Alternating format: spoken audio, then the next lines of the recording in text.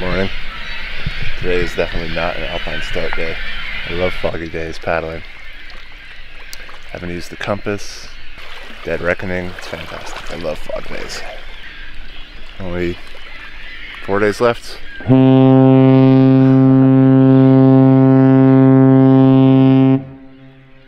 It's foggy today, as I was saying.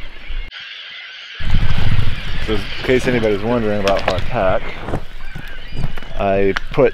I say my bedroom goes in the front, so tent, sleeping bag, sleeping pad, change of clothes, my spare paddling clothes that I might wear, and then my rain jacket and my book and solar panels and that sort of stuff.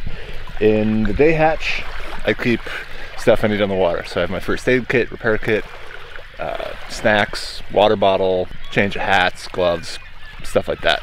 And then in the back, I have my kitchen. So I've got all my food, my stove, mess kit, and then my hard case for my camera as well. So, and then on the deck, I keep a chart, spare paddle, pump, and then my GoPro camera mount. That's it. I like to have a very clean deck when I paddle. Pretty simple. Not a lot going on with it.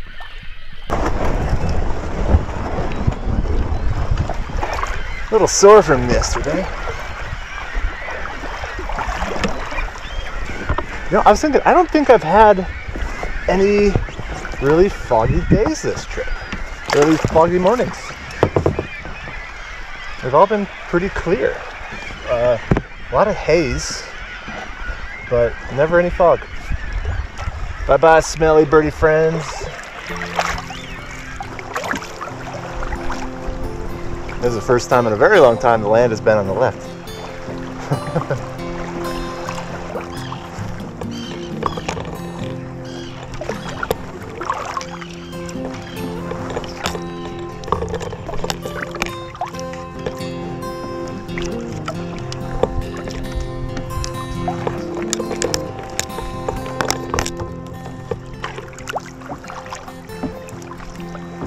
Leaving behind Lime Island. So off to our right we have the mainland of the Upper Peninsula. And to our left we have Canada. That's St. Joseph Island. Just following the borderlands right now. I'm gonna go kind of south-southeast, and that should land me more or less at the town of Detour. It's kind of around the next corner.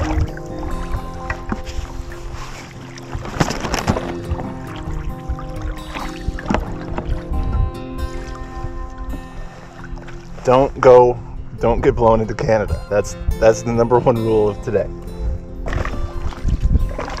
So this ship is, I think it's awaiting salvage. It's pretty rusty. I remember seeing it here years ago. Yeah, it's a pretty small freighter. Pretty old. And it's sitting really high in the water, so it's totally empty. Brings a better sense of scale when you can get right up alongside them. Here's the bow thruster. Look how big that is. I mean, bow thruster on a decent sized sailboat's only 6 inches in diameter. Look how big that thing is. 4 or 5 feet.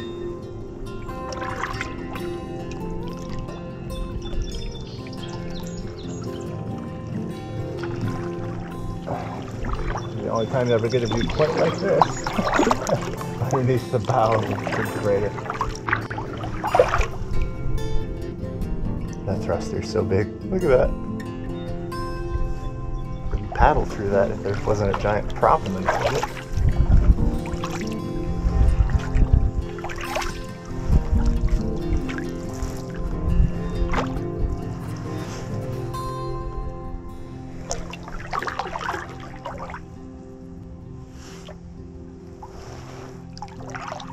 Here's where it's covered up now, but here's where the prop would go, right there.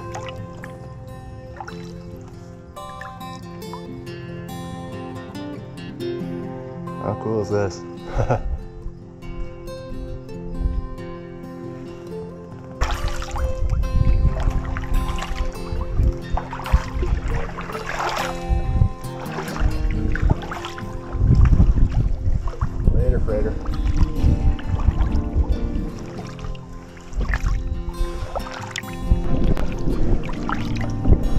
I always love this place. Someone took the bow of a boat and dragged it up on shore. Oh, hello. So great.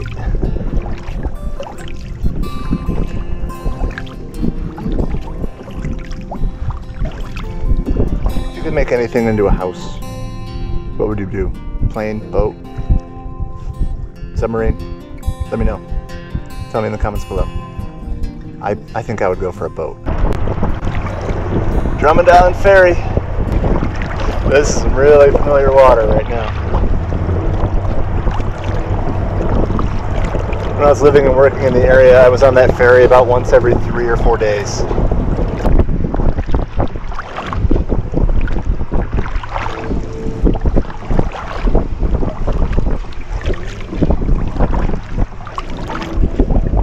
Just like that, I am back on the route that I paddled this spring. Limestone boulders, cedar trees. Feels like home.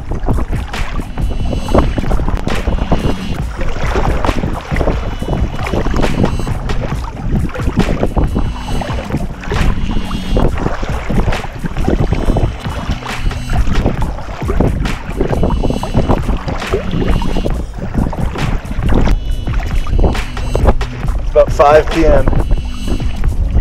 Almost there. Why do I keep doing long days and one after the other?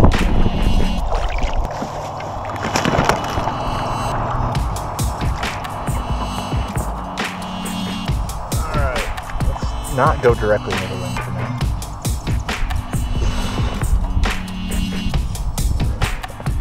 I'm beat.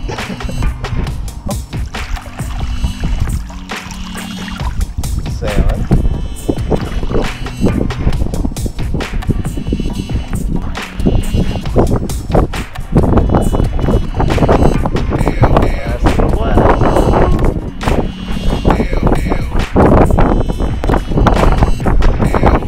The whole way across the channel without paddling. You're running a bit because I can go over there.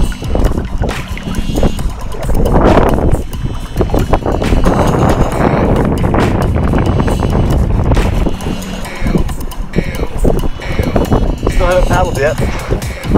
Nearly across. Down, prep. And rudder us. There we go. Downwind, and here we are.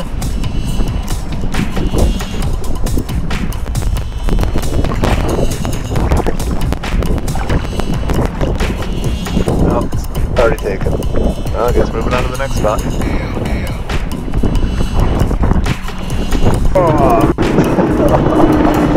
Super steep approach, but it's a site with a table with good view and a good breeze.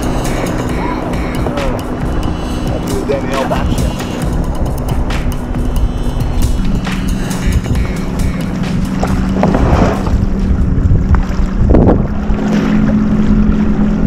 Whoever was here before me left their fire going.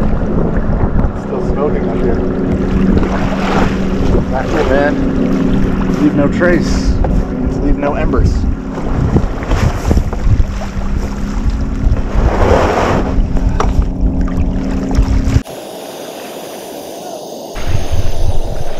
Welcome to my third favorite site on the island.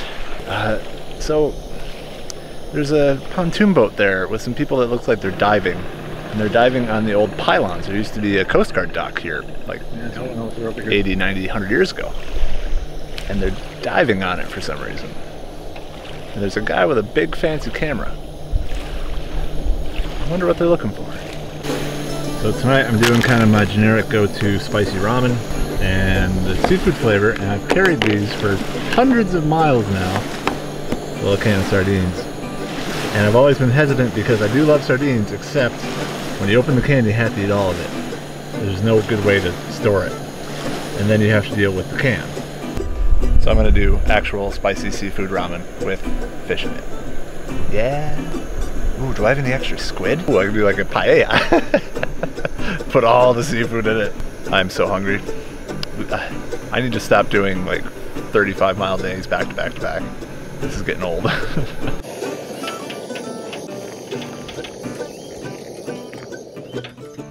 I'm kind of doing tonight out of order. Like I'm getting all my food going first and then I'm gonna set up my tent. I don't know why, I just feel like it. Okay, moment of truth. Here we go. Carried these things hundreds of miles. Oh yeah. Now the trick is to not get the oil on you. Break off just a little piece of it here. Oh man, it's so good. Just little bits of fish. It's oily and fishy. Oh. Alright, let's check the noodles. Just about cooked. So I'm gonna break these up a bit. Throw them in the soup. Then I'm gonna eat. Fishy! Spicy seafood soup with some sardines in it. It smells better. It smells better than it usually does.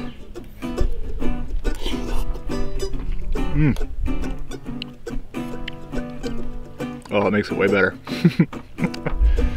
I mean, these noodles are cheap, but they're pretty tasty. Better than the normal ramen you get. And then just adding this fish to it. It's so good. It's so hot though. It hurts. Gotta let this sit for a while. Too hot to eat. I guess I should set up my tent or something now while I wait. Yeah, so I don't know what they're over here looking for, but if anybody in the future land of the internet is watching this video and recognize some people diving along the lake shore in northern Michigan from a pontoon boat, let me know. I'd love to know where this actually, or what this is for. I'm imagining the really cliche music of some History Channel show right now.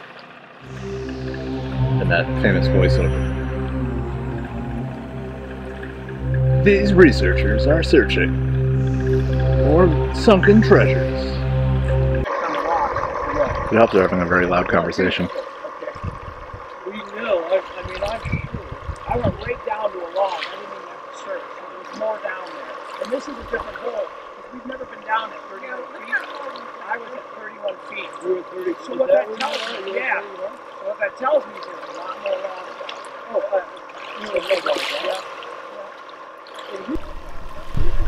I think they're doing sunken log salvage, or they're trying to. I mean, in some places that's a big business because there's these old growth logs on the bottom of a bunch of lakes and rivers all over the north, you know, wherever there was heavy logging, and it has a very, very tight grain, and if it's in cold enough water it won't decay, so you can actually salvage it and cut it and get really beautiful wood out of it. So that sounds like what they're doing, but I'm not sure. So again, anybody in future YouTube land watching this video a while from now, if you see something like that, let me know. I'd like to watch it. I'd like to see what they're doing.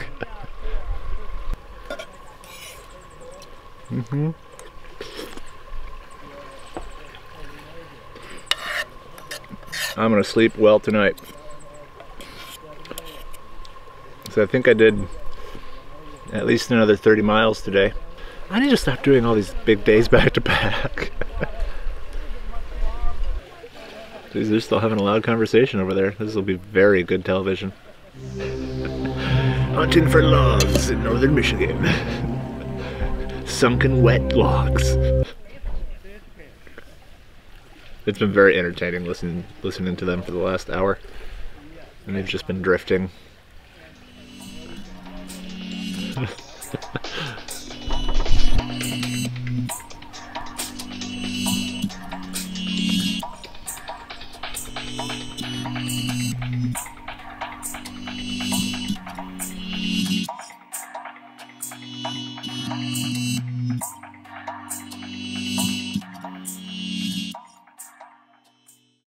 Checked my boat once. But it was fun. High and dry. High and dry and tide. Should have put it like all the way up onto the deck or something. Then I would have really slept well. Don't want to get picked up by the Coast Guard. Either side's Coast Guard. It's been my entertainment for dinner.